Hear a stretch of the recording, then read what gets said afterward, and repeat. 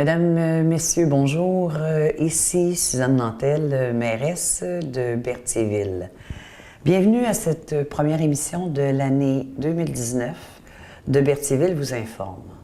Alors, avant de faire un retour sur la dernière séance publique qui s'est tenue le 14 janvier dernier, ainsi que sur les éléments principaux de la séance extraordinaire sur l'adoption du budget qui s'est tenue le 10 décembre dernier, je tiens à vous souhaiter à chacun une belle et bonne année remplie de santé et d'amour.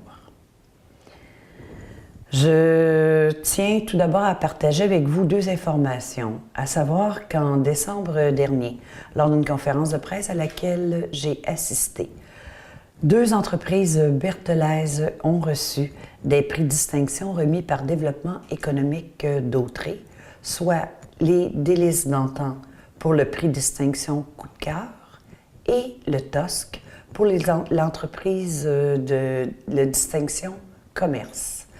Alors, félicitations à ces deux entreprises. Alors, le 10 décembre aussi, lors d'une rencontre conviviale, la Ville a accueilli un deuxième groupe de travailleurs étrangers qui sont à l'emploi actuellement de la compagnie Olimel de Berthierville. Alors, nous leur souhaitons la bienvenue dans notre ville. Comme mentionné précédemment, c'est le 10 décembre dernier que s'est tenue la séance de l'adoption du budget 2019, où a été déposé un budget équilibré de l'ordre de 9 195 924 $. Pour une sixième année consécutive, les élus ont pu conserver l'orientation de ne pas augmenter le fardeau fiscal des Berthelaises et Berthelais. Ce budget peut être consulté dans les prochains jours sur le site web de la Ville. Au niveau des immobilisations pour l'année 2019, nos principales priorités seront la finalisation des travaux de la rue Jacques-Cartier, la réfection majeure des rues Lévis, une section de Vaudreuil et la rue Giroux. Nous visons de procéder à des améliorations à notre usine de filtration, le remplacement d'une conduite d'aqueduc sur la rue Saint-Dominique et de l'installation des enregistreurs de débordement pour l'ensemble des stations de pompage pour nos eaux usées, entre autres. Nous aurons aussi la troisième voie de collecte à partir du mois de juin, mais vous serez informés à l'avance de la façon dont sera mise en place cette collecte. Alors, notez que les comptes de taxes seront acheminés d'ici la fin janvier, payables toujours en 5 versements, à des dates fixes entre février et octobre. La séance est poursuivie par une résolution demandant au ministère des Forêts, de la Faune et des Parcs, dirigé par le ministre Pierre Dufour, de permettre la levée du moratoire pour la pêche sportive à la perche chaude sur le lac Saint-Pierre, sans restriction de saison, autre que la réglementation existante pour cette espèce. Cette résolution fait suite à l'étude préparée par le biologiste Raymond Fauché, dans laquelle il fait référence au fait que cette mesure affecte l'économie locale et régionale. Nous avons par la suite accordé un contrat à paysage gourmand relatif à l'aménagement d'un sentier permaculturel pour le projet des jardins éducatifs au parc La Ferrière au coût de 10 000 $. Ce projet a été accepté pour l'octroi d'une aide financière dans le cadre du programme d'aide aux collectivités pour 60 % des coûts. Le directeur des loisirs a donc été autorisé à signer pour et au nom de la Ville ledit contrat. S'en est suivi une autre résolution pour l'octroi d'un contrat au groupe CII Technologies Incorporé relativement au programme d'entretien des appareils de climatisation, de chauffage, de ventilation, de chauffe-eau, de déshumidificateurs ainsi que d'évacuateurs de nos édifices municipaux selon l'offre de services soumise au montant de 10 860 pour les années 2019 et 2020. Ceci faisant suite à la recommandation de notre chargé de projet, M. Gaétan Champagne. On regarde maintenant de la légalisation du cannabis le 17 octobre 2018, la Ville, à titre d'employeur, se devait de mettre en place une politique régissant l'alcool et les drogues afin d'offrir à l'ensemble de ses employés un environnement de travail sain et sécuritaire.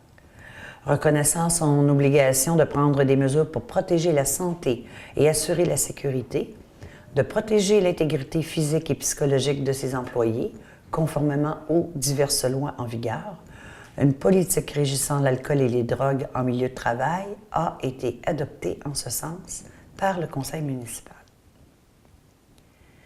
Il a aussi été résolu d'autoriser le directeur des loisirs et agent de communication à présenter et à signer pour et au nom de la Ville la demande de subvention dans le cadre du programme Emploi d'été Canada pour l'activité du camp de jour 2019 et de fixer la rémunération du coordonnateur et celle des moniteurs en conformité avec la convention collective en vigueur.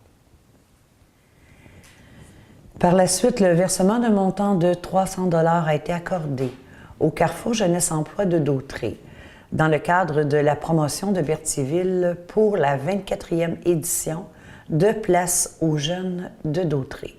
Cette activité vise à offrir des séjours exploratoires et favoriser la rétention et l'arrivée de jeunes adultes et leurs familles en région, rejoignant ainsi les objectifs de développement et le volet promotionnel visé par les élus. Il concerne aussi le volet de recherche de stage pour les étudiants qui désirent s'établir en région. Dans le cadre maintenant du tournoi Défi Entreprise de la Chambre de commerce et d'industrie de Dautré, qui se tiendra du 14 au 17 mars prochain à l'Aréna Joanie Rochette, la Ville de Berthierville a accordé à nouveau cette année gratuitement 4 heures de location de glace, l'utilisation de la salle François Desrosiers, ainsi que l'autorisation pour une demande de permis pour la vente de boissons alcoolisées durant la tenue du tournoi.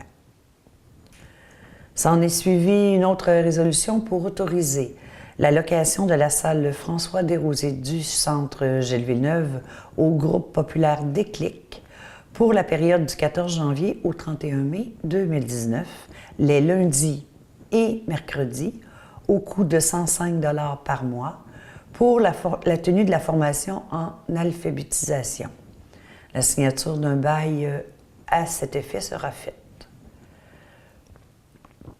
Une dérogation mineure a par la suite été accordée pour la propriété située au 271-273 rue de Champlain, permettant la construction de 2 bâtiments principaux de type multifamilial isolés, soit pour 6 logements de 3 étages chacun, et ce, dans le cadre d'un projet intégré. Suite à une recommandation unanime du CCU, la demande de permis pour la propriété située au 550 rue de Frontenac, en zone PIA, a été autorisée pour l'installation de 2 nouvelles enseignes qui respectent les critères du règlement 918 sur les plans d'implantation et d'intégration architecturale. On parle ici de la pharmacie Brunet qui changera sa bannière pour celle de Proxime. Un avis de motion a été déposé pour un projet de règlement relatif à la transformation de local commercial, industriel et institutionnel en logement dans la ville de Berthierville, dans les zones où l'usage résidentiel est autorisé. Et le projet de règlement a été déposé, soit le règlement 946, et adopté par la suite en ce sens. Il a été autorisé par les promoteurs de la firme 93 40 44 40 Québec Inc., ainsi que leurs consultants GBI Services d'ingénierie, à soumettre une demande de certificat d'autorisation auprès du ministère de l'Environnement du Québec pour le projet de construction phase 2 des infrastructures municipales sur les terrains situés entre les rues Notre-Dame et Domaine Bellevue, permettant le prolongement de la rue du Domaine Bellevue. Il est aussi convenu que la Ville s'engage à prendre possession de ces infrastructures après les travaux complétés, selon le certificat d'autorisation, et un engagement de la Ville à poursuivre l'entretien en attestant que ce projet ne contrevient à aucun règlement municipal. En 2018, le Conseil avait rejeté l'ensemble des soumissions pour la fourniture et l'installation d'enregistreurs électroniques de débordement en raison des résultats très élevés des soumissions. Nous sommes donc retournés en appel d'offres et selon les soumissions ouvertes le 9 janvier dernier et en considérant la recommandation émise par la firme Nordico et l'analyse des soumissions avec notre procureur, le contrat a été accordé à la firme Nornec Construction Incorporée au montant de 113 749 $, plus bas soumissionnaire conforme selon les spécificités du devis, montant qui se situe cette année dans notre prévision budgétaire. Ces enregistrements rares sont requis pour chaque station de pompage pour nos eaux usées. La directrice générale a par la suite déposé le certificat de conformité pour le règlement 944, projet relatif au projet résidentiel intégré de la Ville de Berthierville, certificat émis par la MRC de Dautré.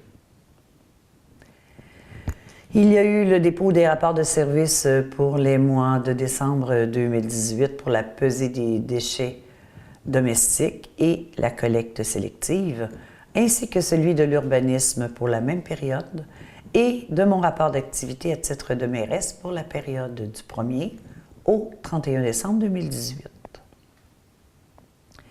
Alors voilà qui complète les résolutions de la séance de janvier dernier. Je vous invite à la prochaine séance publique qui se tiendra le 4 février prochain, toujours à 19h30 à la salle du Conseil de l'Hôtel de Ville, où, évidemment, vous êtes toujours les bienvenus. Je vous rappelle aussi que vous pouvez revoir cette émission et les précédentes en consultant le site web de la Ville. Et je tiens aussi à vous rappeler que depuis le mois de janvier, l'abonnement est gratuit pour les services de la bibliothèque municipale pour les résidents de la Ville de Berthierville et ceux de la municipalité de la Visitation de l'île du Pas. Alors, cette gratuité s'inscrit dans un contexte d'accessibilité à l'éducation, à la culture et est un incitatif à la lecture. Alors, je vous invite donc à en profiter. Je vous remercie d'avoir été à l'écoute et je vous donne rendez-vous en février prochain pour une autre émission de Berthierville vous informe. Merci beaucoup. Au revoir.